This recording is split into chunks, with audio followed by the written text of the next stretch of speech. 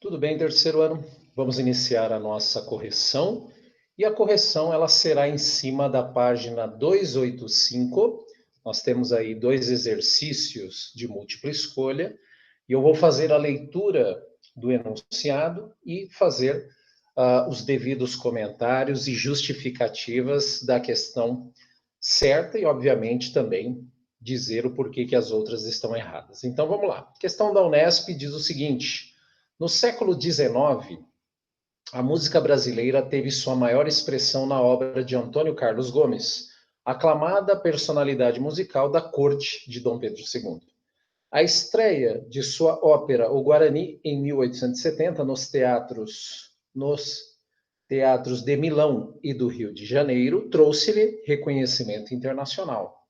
A ópera inspira-se no romance indianista O Guarani, de José de Alencar, publicada em 1857, que narra um triângulo amoroso entre a jovem Cecília, o índio Peri e o português Dom Álvaro.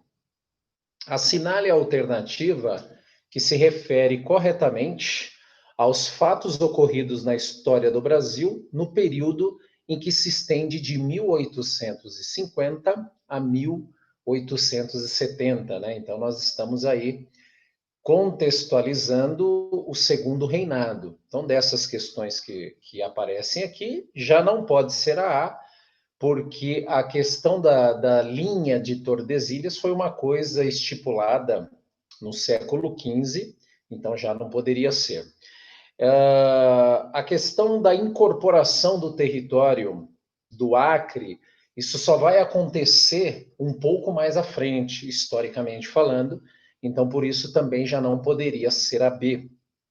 A D, ele fala: com a proibição do tráfico de escravos, o governo imperial adotou uma série de medidas para facilitar o acesso da população brasileira à propriedade da terra. Também ela não poderia, pelo fato da própria manutenção do latifúndio se consolidar e se cristalizar no segundo reinado, também já não poderia ser. E a E, que fala: em São Paulo, a produção do café continuou restrita à faixa litorânea do vale. Também não é, porque o café ele acabou se interiorizando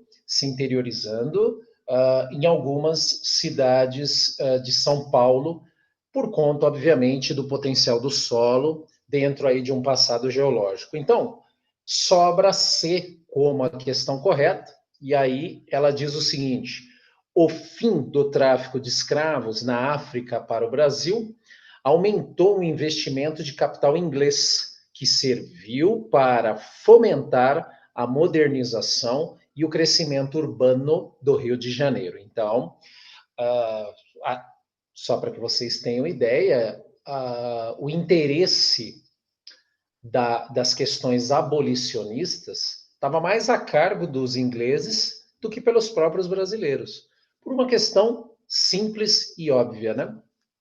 A Inglaterra, no seu processo produtivo industrial, claro que tinha interesses em abrir novos mercados. O escravo, por ser propriedade de alguém, o escravo ele trabalha num determinado horário, mas ele não tem direito à remuneração financeira.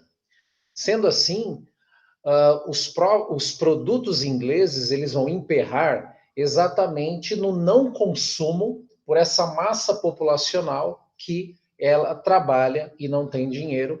Então, isso encurta as possibilidades de ganho da Inglaterra em relação ao Brasil, porque fica uma porcentagem mínima que é capaz, obviamente, de absorver as mercadorias inglesas. É, nesse sentido, o que vai acontecer? Para a Inglaterra, era necessário, do ponto de vista estratégico, que um número maior de pessoas, independente da renda ou da classe social, mas que tivesse condições mínimas de poder consumir os produtos que chegavam no Brasil via exportação da Inglaterra para cá. Beleza?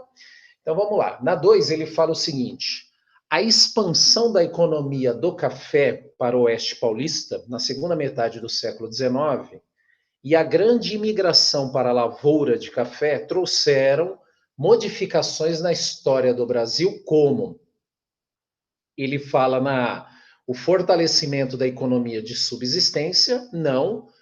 Por quê? Porque subsistência seria a pequena propriedade, e o que vimos é a manutenção e, por que não dizer, a ampliação a partir da Lei de Terras de 1850, em relação à consolidação do latifúndio e do seu, obviamente, latifundiário. A C fala o seguinte: a divisão dos latifúndios do Vale do Paraíba e a crise da economia paulista. Também não, porque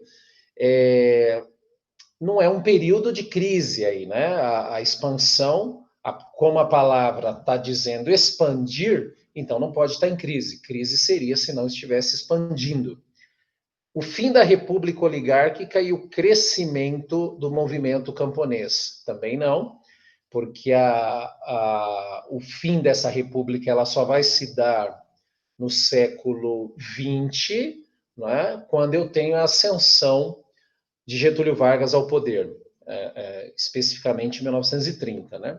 E o último, a adoção do sufrágio universal nas eleições federais e a centralização do poder. Também não, porque voto ainda era censitário e poucos, né, podiam votar, exatamente para que essa mesma classe que podia votar se consolidasse no poder. Então, o acesso das camadas inferiores do ponto de vista da renda, ela não aconteceu por diversas formas, e o voto também era uma delas. Então, só sobra a questão B, que diz o seguinte: a diversificação econômica por conta da expansão da economia do café, porque aí não é só o café que avança, mas eu tenho trabalhos indiretos que vão, obviamente, se favorecer por conta disso, que vai acabar sendo favorecido por conta disso. E aí ele diz o seguinte: e o avanço do processo de urbanização? Como nós trabalhamos em aula, isso foi falado na videoaula, que a urbanização ela acabou sendo um processo que corria por dois caminhos.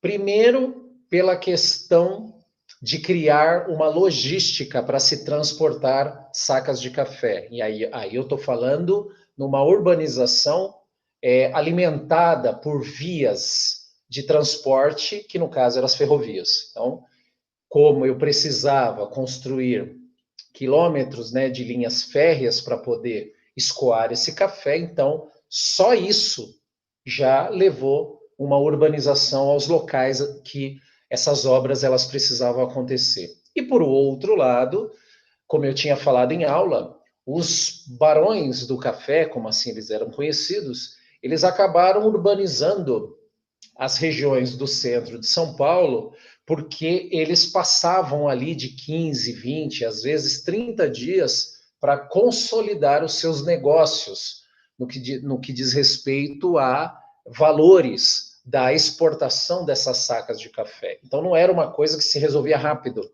era negociado essas relações, e aí por isso muitos acabavam residindo temporariamente até que esses negócios fossem concluídos. Então, nós temos aí dois caminhos, poderia aqui até falar mais, mas acredito que com esses dois e com a justificativa, conseguimos aí chegar na totalidade das duas perguntas. Espero que vocês tenham acertado e até a nossa próxima correção.